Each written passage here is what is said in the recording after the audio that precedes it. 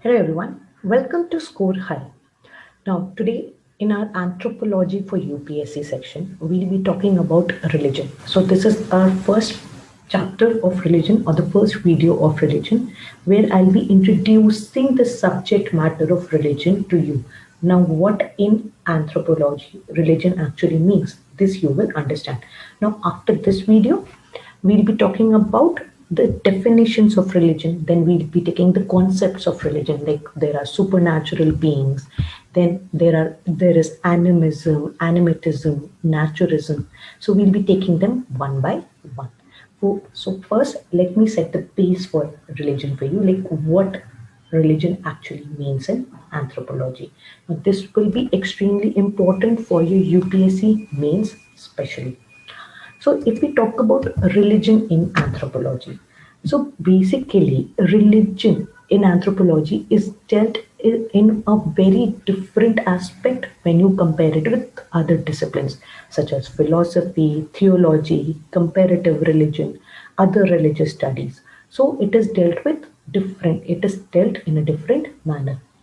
Now, basically, in anthropology, it is understood like what religion actually means in people's lives.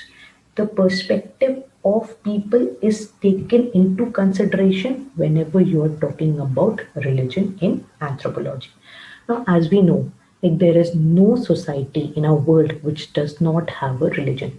Every society has religion, or every society has a religious idea of its own. Okay. Now, what happened that if we start from the early 19th century, so what happened? The anthropologists they made various attempts to search for earlier forms of religion and religious thoughts and the courses of change therein. So they tried to understand like what was religion earlier than 19th century, in what form it was, what were the religious thoughts that people had, and how with course of time how religion has changed, what changes have been there. Okay. Now, some intellectuals they thought that what happens then when science and technology exist, then religion has no place in that particular society. So, if there is science and technology, then religion cannot exist. Now, this was the thought of some intellectuals, but as we know that this is not the reality. Even in today's world, when science and technology, or rather technology, has taken as like has made is a huge part of our lives, still religion is a part of our lives, and it plays actually nowadays it has a huge role than what it was earlier. Okay, so where science and technology uh, is there, religion also exists. Okay. Now, the anthropologists they are trying to know the relevance of human societies, the relevance of religion in human societies, how religion has played a role in the formation of human societies, okay, and how these technologically advanced or primitive hunter and gatherers, for them religion has played a role. Okay, now if we talk about the anthropological approach of studying human society, so what happened in anthropology? You study society as a whole. Now, in human societies, we have culture and then we have religion. So, when you take society as a whole, the human society as a whole, in that culture is a huge part, and religion is a part of the culture.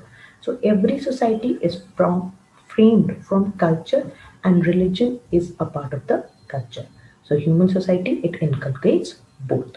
Now, every culture is unique in its own way, and each culture we can study, and each culture can be described.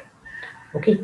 Now, the recent thinking, the current thinking is that the world can be viewed in multiple ways, and therefore the representation of culture cannot be monological, authoritative, and bounded. Like you have different views of the world, so you cannot have a single viewpoint about the culture. Like the culture has to be in this particular form, but that is not the case.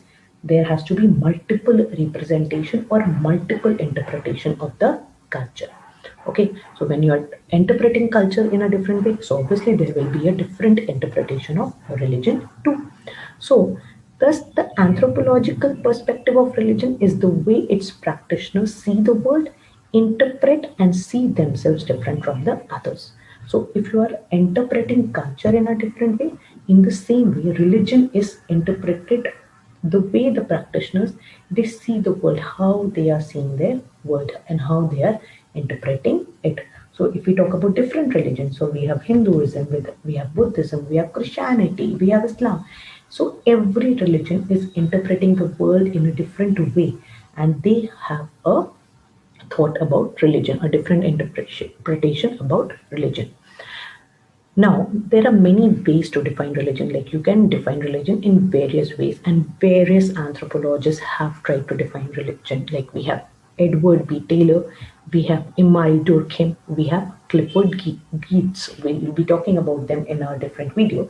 They have defined religion, but every definition it does not cover all the aspects of religion that is known to human societies. Now, when a particular anthropologist is defining religion, obviously there is a criticism to it that it is not accounting for all the aspects of religion, or it is leaving behind one aspect or the other. Okay, so this is the introduction about religion, like how anthropology sees religion. So anthropology it tries to explain the importance of religion in people's life by taking their perspective. Okay, now in anthropology, what happens? The human societies they are considered as whole and integrated whole, and the practitioners they see the world, interpret and see themselves different from the others. So every religious practitioner they consider themselves different from the others. They consider their religion different from the other. Okay, so this is the introduction about religion where I have given you a slight understanding of how religion is taken by different anthropologists. How do they try to define religion? Okay, so this was all about the lecture. If you like it, please give us a thumbs up and please don't forget to comment. I'll be regular in posting videos regarding anthropology, because for those who have anthropology as an optional, you don't get much source either online or in terms of books. So I'll be sharing my notes and experiences with you. Thank you so much. We'll be meeting again in another class.